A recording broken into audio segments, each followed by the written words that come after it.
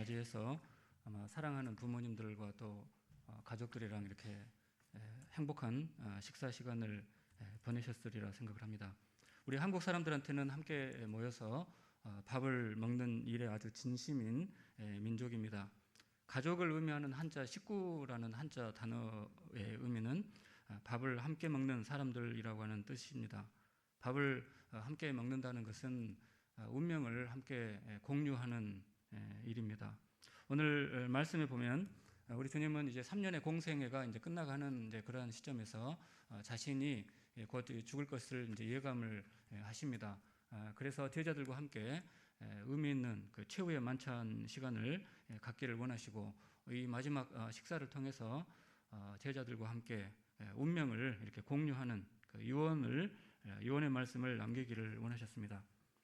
근데 이제 사복음서는 이 최후의 만찬 말씀이 굉장히 중요하기 때문에 사복음서는 다 이 말씀을 기록을 하고 있습니다. 그런데 사복음서의 이 최후의 만찬의 말씀을 읽어보면은 한 세 가지 정도가 이상합니다. 첫 번째 이상한 것은 예수님은 하나님이시기 때문에 제자들이 자기 자신을 배신하실 것을 다 알고 계시는데 이 최후의 만찬이라고 하는 굉장히 중요한 시간에 꼭 그것을 말씀을 하셔야만 하는가? 21절에서 이런 말씀을 하셔야만 하는가? 내가 진실로 너희에게 이르노니 너희 중에 한 사람이 나를 배신하고 나를 대제사장에게 팔 것이다. 이렇게 자신의 배신 당할 것을 공개적으로 말씀을 하십니다. 예수님은 하나님이시고 또 가룟 유다가 나를 배신한다 하는 것을 어느 정도 예상을 하셨다면 우리 생각에 좀 미리 따로 만나가지고 가룟 유다야 정말 정신 차려라, 제발 정신 차리고 나에게 돌아오라 이렇게 그냥 개인적으로 말씀해도 되는데 꼭 이렇게 분위기 좋아야 되는 이 최후의 만찬 시간에 공개적으로 이렇게 지적을 해야만 하는가 하는 그것이 좀 이상합니다. 두 번째로 이상한 것은 예수님이 떡 한 조각을 떼어서 이렇게 가룟 유다에게 이제 전달하는데 그 떡을 이제 받은 즉시로 사탄이 가룟 유다에게로 들어가게 됩니다. 예수님은 가룟 유다에게 도대체 무슨 떡 조각을 주었길래 그 떡 조각을 가룟 유다가 받자마자 사탄이 즉시로 가룟 유다에게 들어갔는지 그것이 이상합니다. 세 번째로 이상한 점은 이 최후의 만찬 식사 중에 주님은 2000년 후에 지금도 우리가 기념하고 있는 성만찬을 이제 처음으로 제정을 이제 하십니다. 성만찬은 떡과 포도주를 나누는 시간이지만 단순히 물질적인 떡과 포도주를 나누는 것이 아니고 주님의 살과 주님의 피를 의미하는 그런 식사로 성만찬을 주님이 제정을 하십니다. 그런데 사복음서를 자세히 읽어보게 되면은 가룟 유다는 이 성만찬에 참여하고 성만찬을 받은 다음에 그 만찬장을 떠나는지 아니면은 성만찬을 받기 전에 떠나는지 이 순서를 밝히지 않고 있습니다. 그런데 이 최후의 만찬 장면을 이제 아름다운 명화로 남긴 화가가 레오나르도 다빈치입니다. 다빈치의 그 작품을 제가 이 PPT를 이 작품은 레오나르도 다빈치가 1495년부터 1497년 3년 동안 이탈리아 밀라노의 이제 산타 마리아 델레그라치라고 하는 지금은 성당입니다만은 그때 당시는 수도원의 식당으로 사용하던 그 긴 이 벽의 홀에다가 한 9m짜리 작품을 그렸습니다. 보통 다빈치가 이렇게 작품을 의뢰를 받아서 그릴 때에는 교황청의 이 성당 같은 이런 곳에 작품을 그렸습니다. 그런데 이 작품만 수도원의 이제 식당 벽에다가 그림을 이제 그렸습니다. 상당히 예외적인 작품이라고 할 수 있습니다. 이렇게 예외적인 작품을 통해서 다빈치가 이 작품을 바라보는 관객들에게 메시지를 던지고 싶었습니다. 무슨 메시지를 던지고 싶어서 굳이 이상하게 이렇게 식당 벽에다 그림을 그렸는가? 그것은 수도원의 이제 수사들에게 말을 하는 것입니다. 여러분은 지금 세상 일을 하는 것이 아니고 주님과 함께 순례의 삶을 살고 있습니다. 특히 식당에서 밥을 먹는 것도 여러분이 물질적인 밥을 먹는 것이 아닙니다. 배를 채우기 위한 목적으로 밥을 먹는 것이 아니고 지금 먹는 것은 주님의 살을 먹는 것이고 지금 마시는 음료는 주님의 피를 마시고 있습니다. 라고 하는 그러한 그 의도로 이 작품을 이제 식당 벽에 이제 그렸습니다. 그렇다면 화가는 어떤 방식으로 이러한 그 예술적인 그 목적을 달성하는가 한 3가지 정도로 다빈치는 그러한 목적을 달성을 합니다. 첫 번째는 이제 원근 화법을 이용을 이제 합니다. 띄워주시면 이 작품을 이제 보시면은 이 양쪽에 이제 검은색과 흰색을 이제 교차적으로 배열을 해서 우리의 시선을 가운데 예수님 얼굴로 집중을 할 수 있도록 그렇게 원근 화법을 사용을 했습니다. 그 다음 보시면은 이제 이 원근 화법이 우리의 시선을 사로잡을 수밖에 없는 이유가 있습니다. 그 다음 보시게 되면은 이 건물 이제 식당 벽에 있는 이제 이 벽과 천정이 일치하는 그 수평선과 작품 안에서 벽과 천정이 일치하는 그 수평선이 두 선이 정확하게 일치가 되는 방식으로 이 작품을 그렸습니다. 건물은 우리가 살아가는 현실 세계입니다. 현실 세계에서 우리가 이 시선을 이제 관심을 찾아서 시선을 이제 이동을 합니다. 그러한 시선이 이제 건물 영역에서 이 작품 속으로 이렇게 이동하도록 그렇게 배치를 했습니다. 우리가 사는 현실 세계에서 이 작품 안에 있는 그 영적인 세계로 이동할 수 있도록 그렇게 이 작품을 이렇게 건물의 수평선과 작품 속의 수평선이 일치가 되는 방식으로 배치했습니다. 두 번째 방식은 이제 이 작품을 보시게 되면 등장 인물이 13명이 나오게 되는데 그 13명 그 다음입니다. 13명을 이렇게 한쪽 그 식탁 한쪽 면에 전부 다 배치를 했습니다. 현실적으로 우리가 13명 모여가지고 식사를 할 때에는 둥그렇게 앉아서 식사를 합니다. 하지만 다빈치는 의도적인 목적을 가지고 전면에다가 13명이 앉아 있을 수 있도록 그렇게 배치를 했습니다. 이렇게 다빈치가 13명을 우리가 볼 수 있는 방식으로 이렇게 한쪽 면에 배치한 그 이유는 다빈치가 생각을 하고 있는 그 다빈치의 마음, 이 작품을 통해서 다빈치가 전달하려고 하는 이 등장인물들의 얼굴의 표현 이런 것들을 우리가 쉽게 볼 수 있도록 하는 방식으로 이렇게 한쪽 면에 배치를 한 것입니다. 세 번째 방식은 이제 상징을 사용을 했습니다. 눈에 보이는 단순한 식사가 아니고 하나하나의 장면들이 상징을 담을 수 있도록 그렇게 배치를 한 것입니다. 가장 결정적인 상징이라고 하는 것은 그 다음 장면을 띄워주시면 이 식사는 주님과 함께 주님의 살을 먹고 주님의 피를 마시는 그러한 그 다음 장면 하나 띄워주십시오. 이 말씀을 한번 그 다음 장면을 한번 같이 리모컨이 있으면 다 함께 한번 읽어보겠습니다. 시작. 이것은 죄 사함을 얻게 하려고 많은 사람을 위하여 흘리는 바 나의 피 곧 언약의 피니라. 그 다빈치는 이 작품을 통해서 여러분이 지금 그 성만찬에 참여하고 있습니다. 단순히 식사를 하는 것이 아니고 주님의 살과 주님의 피를 먹고 마시는 그러한 성만찬에 참여하고 있습니다 하는 이러한 의미를 전달하기를 원했습니다. 그런데 오늘 본문에 등장하는 이 12명의 이 제자들 중에 가룟 유다로서는 그러한 영적인 의미를 생각을 하기에는 지금 마음속에 자기가 관심을 가지고 있는 생각이 너무나 복잡합니다.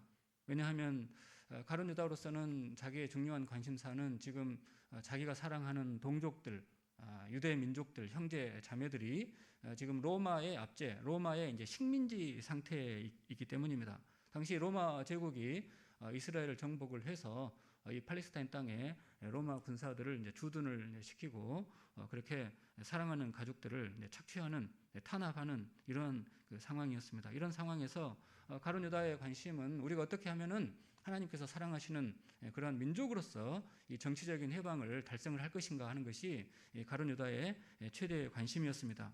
그런 관심을 가지고 이제 살다가 어느 날 예수님을 만나게 됩니다. 그리고 예수님이 오병이어의 기적을 행하는 것을 보면서 이 예수님의 이 기적 속에서 이스라엘의 미래 희망을 발견을 하게 됩니다. 예수님께서 많은 사람들 이제 굶고 있는 이런 그 상황 속에서 그들을 불쌍히 여기시고 이제 그 떡 5개와 물고기 2마리로 3,000명, 5,000명을 이렇게 배불리 먹이시는 이 기적을 목격을 하게 됩니다. 이 기적 속에서 가룟 유다는 정말 이 예수님께서 우리 민족을 사랑하고 우리 민족을 위해서 이렇게 헌신을 해준다면은 우리 이스라엘 민족은 정말 다시 부흥을 할 수 있다. 우리 경제가 다시 살아날 수 있다. 그러한 희망을 발견을 했습니다. 또 예수님께서 공생애 동안에 많은 기적을 행하셨습니다. 제자들과 함께 갈릴리 바다를 가다가 이제 이 갈릴리 바다에 막 바람이 일고 풍랑이 일어서 배가 뒤집어지려고 하는 이런 위기 상황 속에서 예수님께서 말씀 한마디로 그 모든 풍랑을 잠잠케 하시는 이런 상황을, 이런 광경을 목격을 합니다. 이 장면 속에서 가룟 유다는 예수님께서 한 번만 능력을 행하신다면은 저 모든 이 미운 이 로마 병사들을 다 물리쳐주고 우리가 간절히 원하는 그러한 정치적인 해방을 경험을 할 것이다. 이 예수야말로 정말 하나님께서 우리를 위해서 보내주신 메시아구나라고 하는 그러한 그 희망을 발견을 했습니다. 그래서 어떻게 하면 그 예수로부터 이러한 능력을 이끌어내서 우리가 부흥을 할 것인가 하는 그런 관심을 가지고 예수님의 뒤를 졸졸졸 따라다니기 시작을 했고, 한 2년 정도 지났을 때 마태복음 16장에서 예수님께서 이제 가이사라 빌립보에 이제 모여가지고 질문을 합니다. 시험을 치르는 거죠. 중간고사 시험을 치르는 것입니다. 세상 사람들은 나를 정치적인 메시아로 알고 있지만은 너희들은 나를 누구로 믿고 따르고 있느냐? 그때 베드로가 주는 그리스도시요 살아계신 하나님의 아들입니다. 우리를 죄와 사망의 권세로부터 구원하기 위해서 성부 하나님의 보냄을 받고 이 땅에 오신 메시아입니다. 그렇게 답을 말씀을 드렸더니 그날로부터 예수님께서 무슨 말씀을 하시기 시작을 하는가? 나는 이제 대제사장들에게 배신을 당하고 죽임을 당할 것이다. 그렇지만은 걱정하지 말라. 나는 다시 부활해가지고 하늘로 올라간다. 하늘로 올라간다고 하는 이 말씀을 들었을 때 가룟 유다가 생각을 하는 것은 그것은 영원히 올라가는 것입니다. 영원히 올라가 버리게 되면은 결국은 끝나는 것이 아닌가. 가룟 유다로서는 너무나 실망스러운 그러한 생각이 들었습니다. 그동안 예수님을 정치적인 메시아, 어떤 경제적인 부흥을 가져다줄 메시아로 알고 이렇게 따랐는데, 그러면 내가 예수님에게 투자한 그 나의 시간은 어떻게 되는 건가? 저 청년 예수가 정말 죽어버린다면은 내가 예수에게 투자한 나의 그 헌신은 그 공수표가 되는 것인가라고 하는 억울한 심정에 최소한의 보상이라도 건지려고 하는 그러한 심정으로 대제사장을 미리 만나서 이제 은 30을 받고서라도 이 나의 헌신에 대한 보상을 챙겨야 되겠다. 이것이 하나님의 뜻이다라고 하는 그 확신을 가지고 그렇게 예수를 팔기로 결심을 했습니다. 하지만 또 예수라는 사람이 다시 또 언제든지 또 말을 바꿀 수 있지 않겠는가. 그러한 한편으로는 실망스러운 그 마음, 또 다른 그 한편으로는 이 신랄 같은 이제 희망을 붙잡으려고 하는 이러한 그 두 가지 마음을 가지고 최후의 만찬에 참석을 했습니다. 이 마지막 최후의 만찬 상에서만큼은 예수님이 정말 찐 고백을 해서 내가 너희들을 떠보려고 했었다. 이제 내가 본격적으로 이스라엘을 구원하는 일에 나서겠다. 이렇게 자신의 정체를 밝혀줄 것으로 그렇게 기대를 했습니다.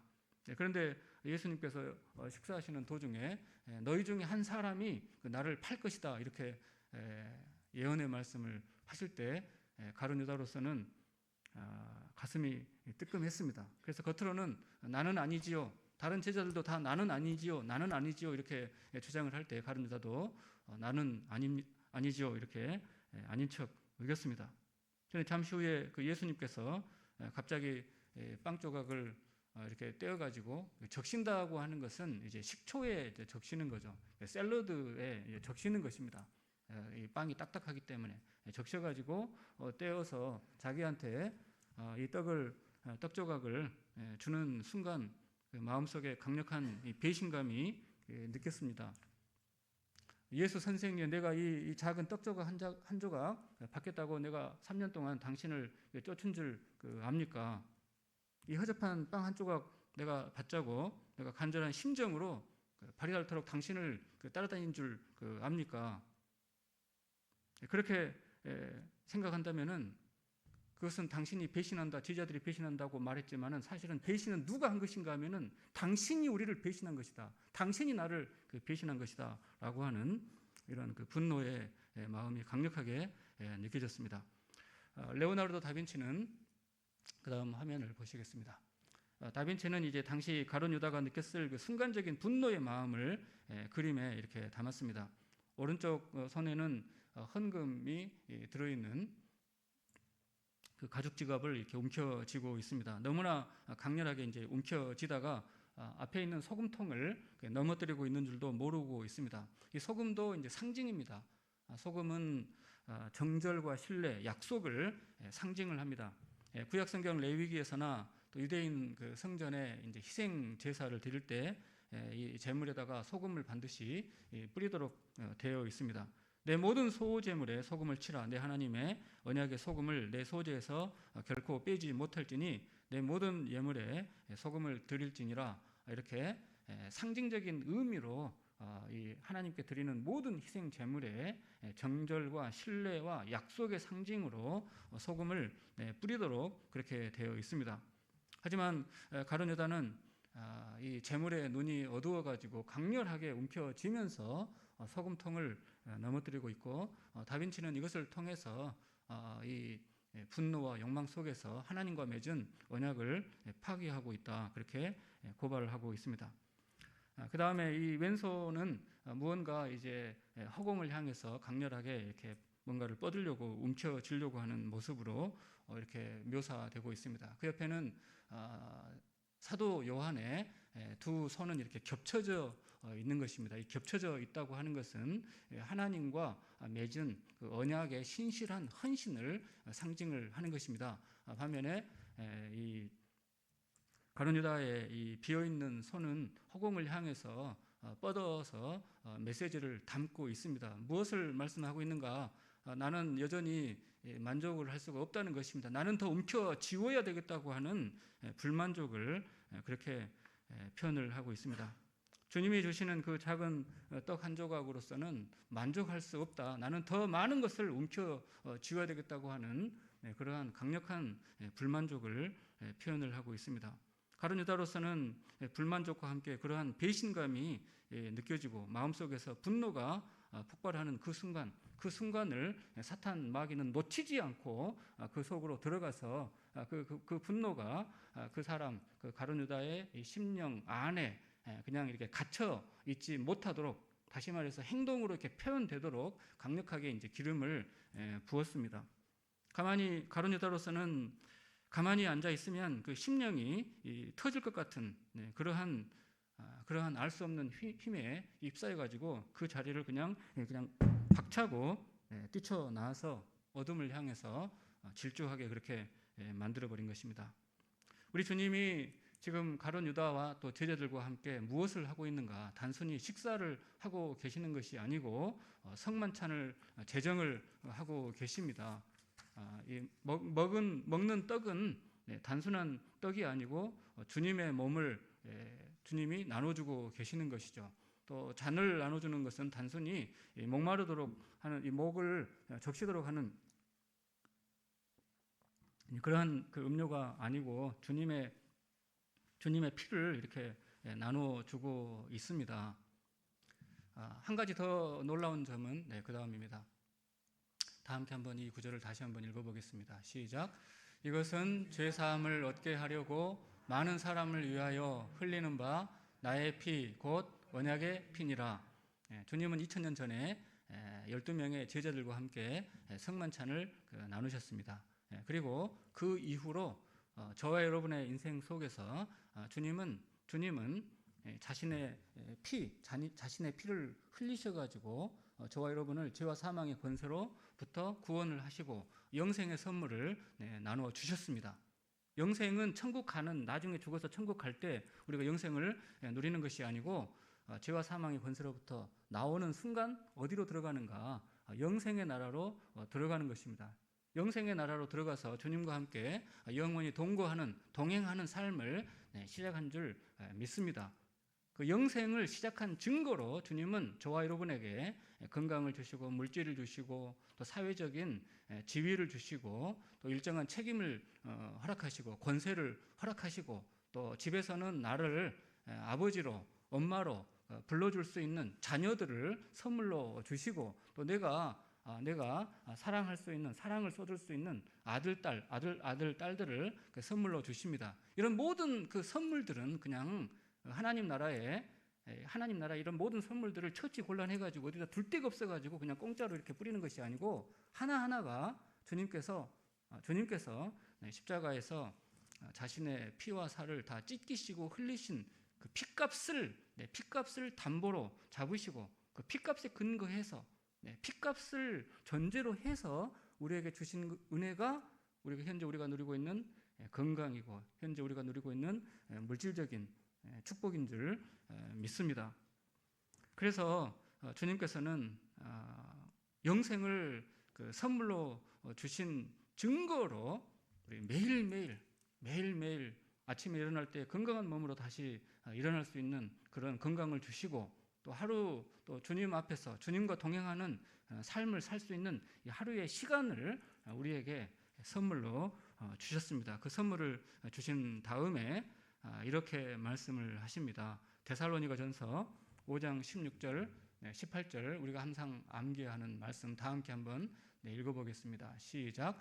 항상 기뻐하라, 쉬지 말고 기도하라, 범사에 감사하라. 이렇게 말씀을 하십니다. 항상 기뻐하고 쉬지 말고 기도하고 범사에 감사하는 삶을 살 것을 주님은 우리에게 기대하시고 말씀을 하십니다.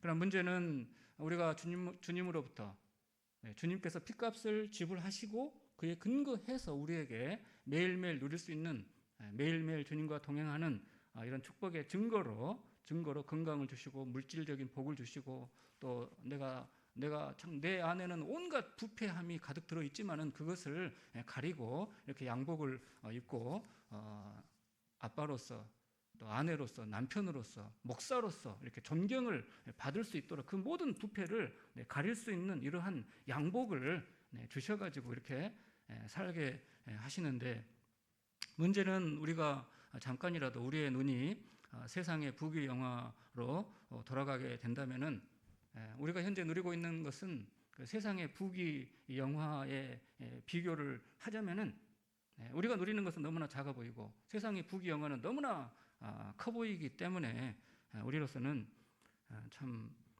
다시 답답해진다고 하는 것입니다.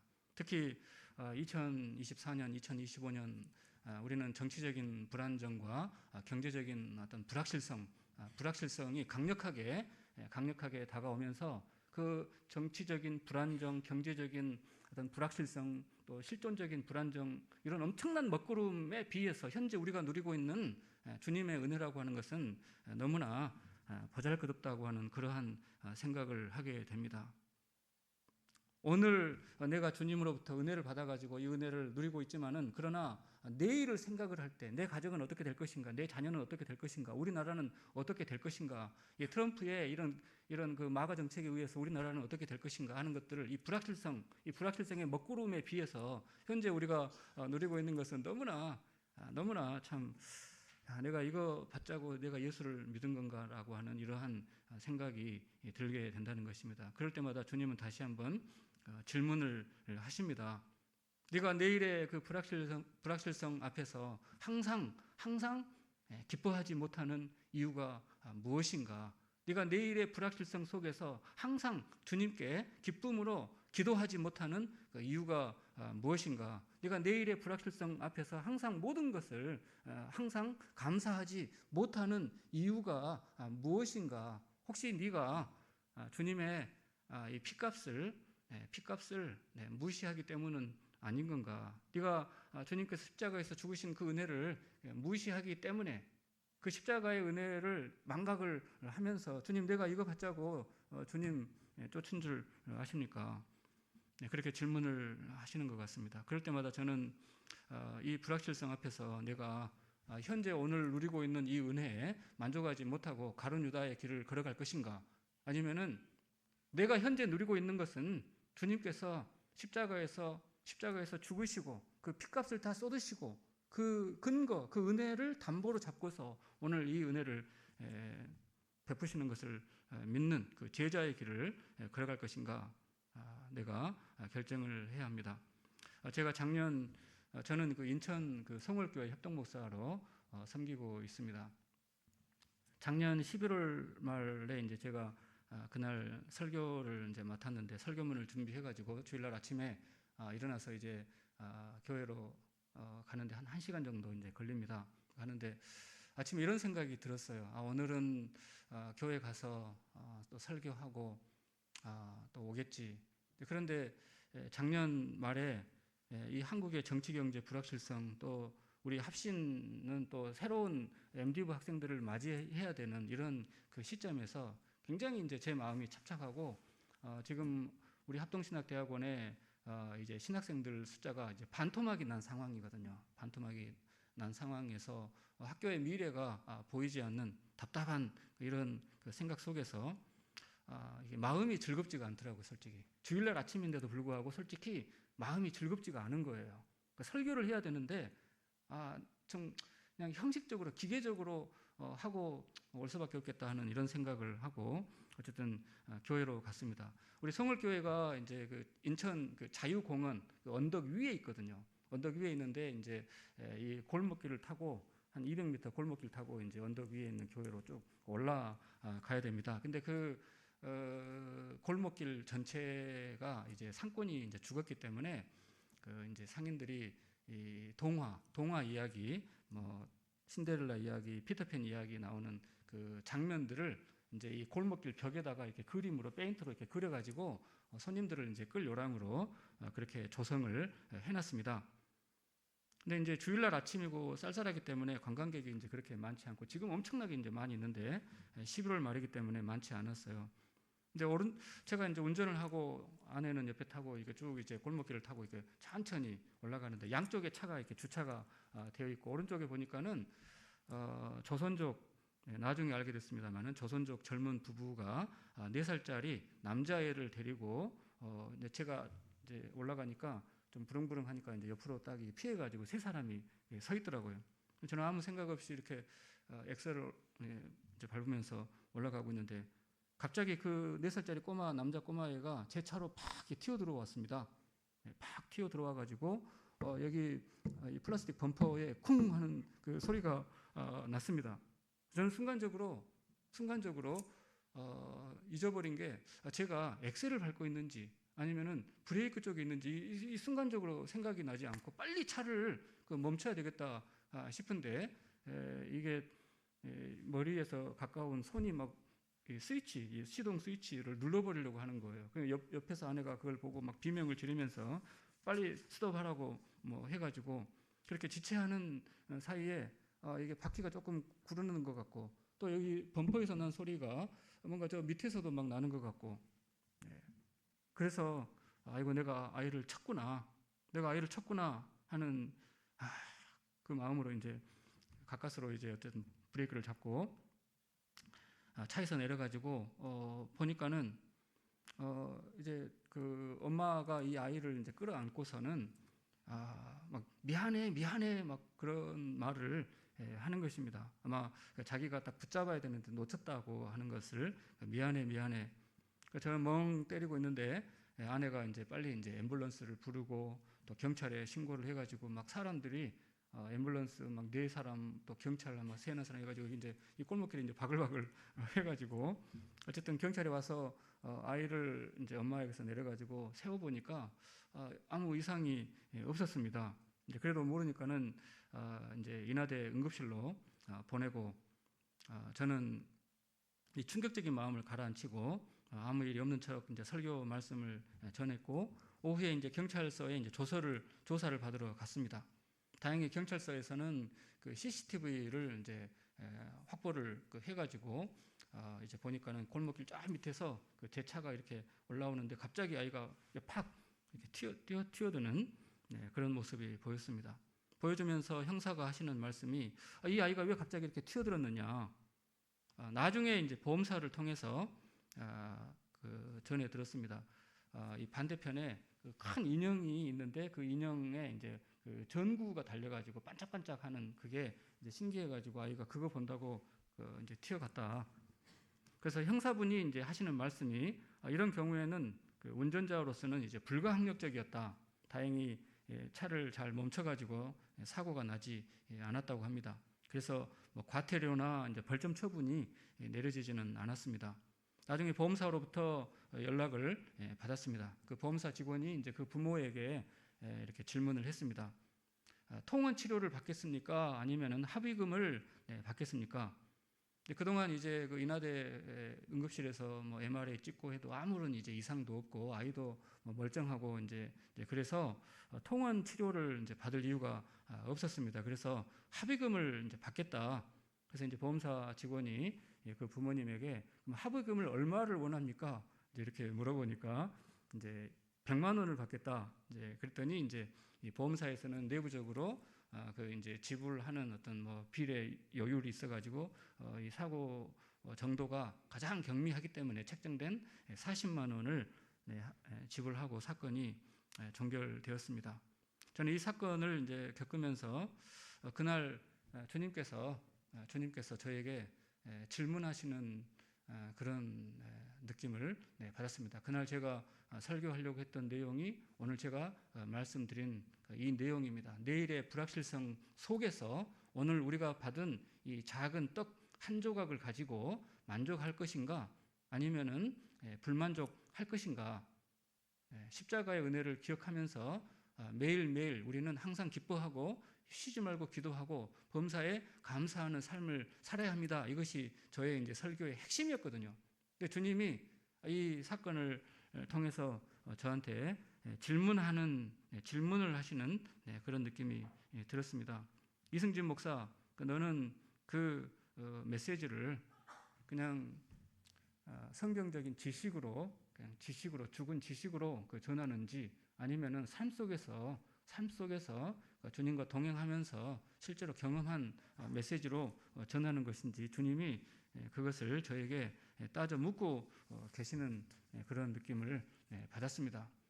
저도 매일매일 주님의 오늘 은혜에는 감사하지만은 내일을 생각을 하게 되면은 답이 없는 그러한 그 상황 속에 있습니다. 특히 우리 합동신학대학원이 코로나 이후로 이제 신입생들이 반토막이 난 상황입니다. 60명, 70명이었는데 20명, 30명 이렇게 반토막이 난 이러한 그 상황 속에서 제가 그래도 신학교 교수로 한 20년을 이렇게 헌신을 해오고 있는데 이제 은퇴를 앞두고 있는 이런 상황 속에서 나의 20년 동안의 헌신은 도대체 이제 뭐가 되는 건가라고 하는 것이 솔직히 저의 실존적인 그러한 고민입니다. 고민. 그러한 그 고민에 대해서 주님은 그 말씀을 하시는 것이 욥기에 보게 되면은 주님께서는 우리가 침을 삼킬 동안에도 눈을 깜짝할 사이에도 우리를 붙잡고 주님 품에 품고 계십니다. 왜 그러시는가요? 주님은 왜 우리의 삶을 주님 품에 품고 계시는 건가? 그것은 성부 하나님께서 자기 독생자를 십자가에 죽였거든요. 우리를 향한 그 사랑이 너무나 지극해가지고 자기 아들을 십자가에 죽였거든요. 자기 아들을 십자가에 죽인 그 사랑 때문에 주님은 저와 여러분을 반드시 주님 나라로 품고 데리고 가시는 거거든요. 문제는 우리가 그것을 주님 간절한 만큼 우리도 간절함으로 그렇게 믿고 있는가 하는 것입니다. 주님은 침 삼킬 동안이라도 눈 깜짝할 사이에라도 절대로 우리를 향한 주님의 섭리를 결코 포기하지 않으심 반드시 믿으시기 바랍니다. 저는 이 사건을 겪으면서 이제 저와 아내랑 이런 이야기를 나누었습니다. 이 중국인 부부 이 4살짜리 꼬마는 아마도 창세전부터 이승진이 그날 나타나기만을 그렇게 기다렸을 것이다. 그날 아침에 다른 차들이 다 지나갔지만 이 아이는 참고 있었습니다. 이승진 차가 나타나기만을 기다리고 있었습니다. 이승진 차가 나타나자마자 총알같이 튀어왔습니다. 그렇게 해가지고 하나님께서는 저로 하여금 우리가 죄와 사망의 권세로부터 구원받았다라고 하는 것을 분명하게 확인시켜 주고 계십니다. 여러분은 죄와 사망의 권세로부터 빠져나왔다. 이 불확실성의 저주로부터 빠져나왔다. 나에게는 더 이상 그 죄와 사망의 권세가 나를 침몰하지 못한다라고 하는 그러한 확신이 있으십니까? 만일에 알 수 없는 어떤 그 불안감, 내일 뭔가 재수 없는 그런 일이 꼭 터질 것 같은 그러한 알 수 없는 그 불안감에 빠져 있다면은 그것은 주님의 십자가를 부정하는 겁니다. 자기가 여전히 죄와 사망의 권세에 붙잡혀 있다는 뜻이거든요. 그래서 이 죄와 사망의 권세에 붙잡힌 사람들을 향해서 지금 이 사탄 마귀는 구원파를 동원해가지고 제가 여러분의 그 불확실성을 깔끔하게 해결해 드리겠습니다. 이렇게 하고 있습니다. 이런 상황에서 여러분 항상 주님의 십자가를 기억하시기 바랍니다. 주님은 아들을 죽여가지고 우리를 죄와 사망, 이 불확실성으로부터 구원했다라고 하는 사실을 항상 기억하시기 바랍니다. 마지막 성경 구절을 읽고 마치도록 하겠습니다. 다 함께 한번 읽겠습니다. 가운데 시작. 사망아 너의 승리가 어디 있느냐? 사망아 내가 쏘는 것이 어디 있느냐? 사망이 쏘는 것은 죄요 죄의 권능은 율법이라. 그러나 우리 주 예수 그리스도로 말미암아 우리에게 승리를 주시는 하나님께 감사하노니 그러므로 내 사랑하는 형제들아 견실하며 흔들리지 말고 항상 주의 일에 더욱 힘쓰는 자들이 되라. 이는 너희 수고가 주 안에서 헛되지 않은 줄 알미라. 아멘.